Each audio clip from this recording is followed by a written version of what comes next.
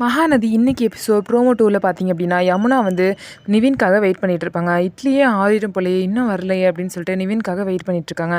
அப்போதைக்குன்னு பார்த்து நிவின் வந்து வராங்க. நிவின் வந்ததும் நிவினை வந்து சாப்பிட கூப்பிடுறாங்க யமுனா. நிவின் சொல்றாரு, இல்லை எனக்கு ஒன்றும் வேணாம் அப்படின்னு சொல்றாரு.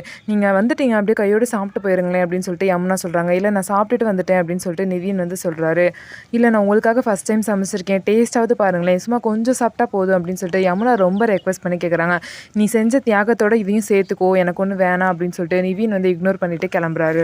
அதுக்கப்புறம் பார்த்தீங்கன்னா நிவினோட அம்மா வந்து யமுனா கிட்ட வந்து இப்போதான் எனக்கு சந்தோஷமா இருக்கு, எங்கே அவன் வலையில சிக்கிடுவானோ அப்படின்னு பயந்துட்டு இருந்தேன், அவன் கரெக்டாக தான் இருக்கான் அப்படின்னு சொல்லிட்டு, நீ செஞ்ச சாப்பாடை சாப்பிடல அப்படிங்கிறனாலே உனக்கு எவ்வளோ கவலையாக இருக்குது, ஆனால் இத்தனை வருஷமாக நான் பெற்று வளர்த்த என் மகனோட கல்யாணம் வந்து என் இஷ்டப்படி நடக்கலை அப்படின்னா எனக்கு எப்படி வலிச்சிருக்கும், நீயும் உன் பித்தநாட்டு குடும்பமும் சேர்ந்து என் மகனோட கல்யாணத்தையே இப்படி பண்ணிட்டீங்களே அப்படின்னு சொல்லிட்டு ராகினியை பார்த்து கேட்குறாங்க. இப்படி நடந்த இந்த விஷயத்தை எப்படி சரி பண்ணுறதுன்னு தெரியாமல் தான் என் பையன் நான் உங்ககிட்ட விட்டுட்டு போகக்கூடாது அப்படின்னு சொல்லிட்டு தான் நான் இங்கேயே உட்காந்துருக்கேன் அப்படின்னு சொல்லிட்டு யமுனாவோட அத்தை வந்து யமுனா கிட்ட சொல்லுவாங்க.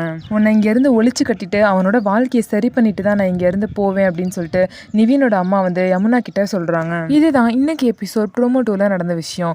இதுக்கு அடுத்த ப்ரோமோஸ்லாம் நீங்கள் பார்க்கணும் அப்படின்னா டிஸ்கிரிப்ஷனில் லிங்க் இருக்குது, கண்டிப்பாக போய் பாருங்கள். அதுக்கப்புறம் நம்மளோட சேனலை சப்ஸ்கிரைப் பண்ணிக்கோங்க.